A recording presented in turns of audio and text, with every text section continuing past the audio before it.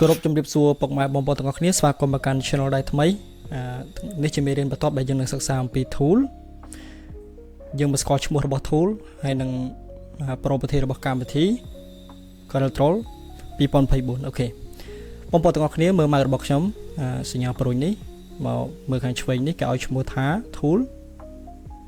ខាងស្ដាំនេះឲ្យឈ្មោះថា color ហើយខាងក្រោមនេះគឺមានន័យថាយើងអាចបង្កើត page ក៏ដូចជា scroll មើល page ផងយើងបានឧទាហរណ៍ដែលយើងបង្កើតមកសញ្ញាបូកនេះ1 2 3 4ស្រេចតែយើងអ្នកបង្កើតអាស្រ័យលើការងាររបស់បងប្អូនអញ្ចឹងណាបាទអូខេចុះយើងអាច delete បានអត់បាទយើងអាច delete បាននេះយើងអត់ពេញចិត្ត page ណាយើង delete page នឹងចោលបានដូចគ្នាហើយយើងអាច rename ឈ្មោះ page ផងយើងបានដូចគ្នាបាទចុច mouse ស្ដាំហើយ rename ឈ្មោះផងយើងមកបាទដាក់ថា01ទៅទេក៏បានបាទអូខេអញ្ចឹងចំពោះកន្លែង property ក្រោមហ្នឹងយើងអាចផ្លាស់ប្ដូរ page បុក page បានបន្តគ្នាអញ្ចឹងណាដល់ពេលខាងក្រោម page នេះទៀតគឺមានន័យថានៅពេលដែលយើងលេង color ខាងស្ដាំដៃនេះ color ដែលយើងបានលេងហ្នឹងគឺវានឹង load មកខាងក្រោម property នេះបាទអញ្ចឹងកន្លែងហ្នឹងគឺបែបមួយថ្ងៃបងប្អូននេះគេឲ្យឈ្មោះថា pick tool បាទឈ្មោះប៉ុនវាបាទឲ្យឈ្មោះថា shape tool crop tool zoom tool freehand brush rectangle ដែលយើងរៀនមេរៀនមុននោះបាទអានេះឲ្យឈ្មោះថា ellipse ឲ្យឈ្មោះថា polygon tool បាទអានេះឲ្យឈ្មោះថា tick ប្រើតែអក្សរហ្នឹងបាទនេះឲ្យឈ្មោះថា parallel connect to tool ឲ្យឈ្មោះថា shadow ឲ្យឈ្មោះថា transparency ឲ្យឈ្មោះថា color developer នេះឲ្យឈ្មោះថា interactive fill tool អូខេអញ្ចឹងបងប្អូនទាំងអស់គ្នាចំពោះឈ្មោះរបស់វានេះគឺមានទូនាទីផ្សេងគ្នាអញ្ចឹងបងប្អូនអាចតេស្តមើលមុនខ្ញុំបាននេះបងប្អូនគ្រាន់តែចុចបែបនេះវាមាន option វាខាងក្នុងទៀតនេះបងប្អូនឃើញភ្ញិចចុះក្រោមនឹងមួយមកបងប្អូនចុចមកគឺមាន option ច្រើនបងប្អូនអាចតេស្តមើលតាមនឹងបានអាចតេស្តមើលមុនខ្ញុំ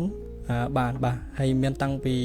freehand ហ្នឹងមានតាំងពី pen tool pen អីទៀតណោះបងប្អូនទាំងអស់គ្នាមានតាំងពី brush tool មានតាំងពី add stick media អញ្ចឹងទៅគឺមានច្រើនមែនតើបងប្អូនអាចតេស្តមើលតាមនឹងបានហើយខ្ញុំក្នុងមេរៀននេះខ្ញុំគ្រាន់តែបញ្យល់បងប្អូនឲ្យស្គាល់ឈ្មោះ tool ទៀតណាហ្នឹងហើយឲ្យឈ្មោះថានេះ color ហ្នឹងគឺអាស្រ័យលើបងប្អូនរើសថាវាជា RGB ឬក៏ CMYK យើងអាចមើលតាមនឹងបានឈ្មោះវានេះបាទ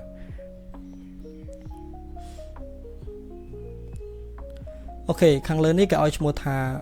property បាទ property អញ្ចឹងមិនមែន file edit មាន view មាន layout object effect bitmap text table tool window have អញ្ចឹងទៅបងប្អូនណាអូខេបាទកាលណាបងប្អូនយក tool ណាមួយយកមកប្រើនោះ property របស់ tool ហ្នឹងនឹង load មកឧទាហរណ៍ខ្ញុំប្រើ rectangle មួយគូអញ្ចឹងណាបងប្អូនបាទ